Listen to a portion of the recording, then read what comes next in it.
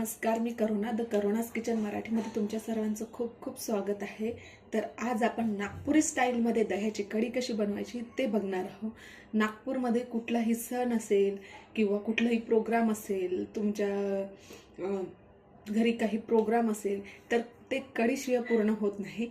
तर आज आपण तीच नागपूरच्या पारंपरिक पद्धतीने दह्याची कढी कशी बनवतात ते बघणार आहोत। चला तर मग सुरुवात करूया आजच्या रेसिपीला। तर आज आपण करणार आहोत दह्याची कढी। तर मी इथे अर्धा लिटर दही घेतलं आहे। त्यात आपण टाकणार आहोत थोडीशी हळद आणि 2 चमचे बेसन पीठ। तर मी हे मिक्सरच्या भांड्यामध्ये घेतलेलं आहे आणि हे आपण एकदा फिरवून घेणार आहोत।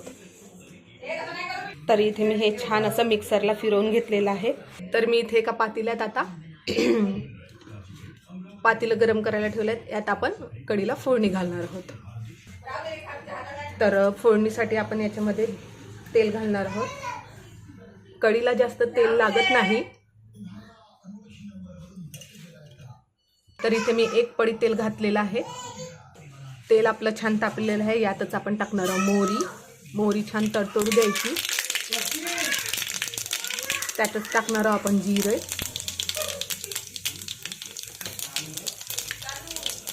आणि हे मेथ्या, वाळलेल्या मेथ्या आहेत। त्याचा जो स्मेल आहे तो खूप छान उतरतो कढीमध्ये। त्यातच आपण टाकणार आहोत लसणाच्या पाकळ्या,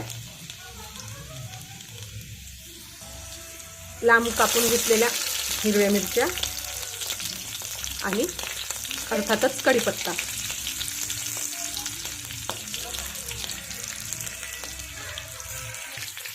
फोडणी छान होऊ देणार आहोत। मेथ्यांचा सुगंध इतका छान येतोय। यातच आपण मिक्सरमधून फिरवून घेतलेलं दही टाकणार आहोत।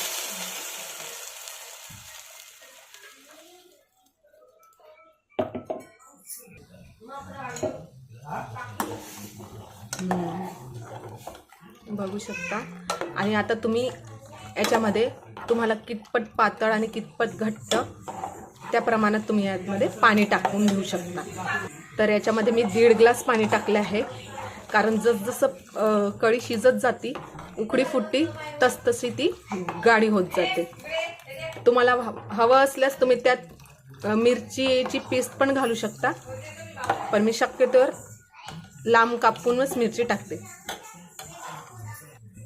यातच आपण टाकणार आहोत चवीनुसार मीठ